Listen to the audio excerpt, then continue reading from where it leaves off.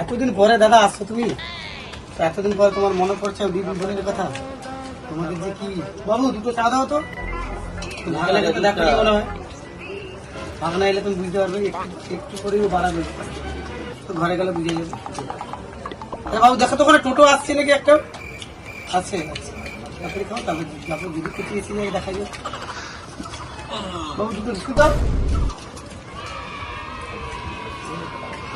ও বাবু রে, আয় আয় আয় আয় আয় আয়, আরে আয় আয়, কি আসছে দেখবি, আয় আয় আয় আয়,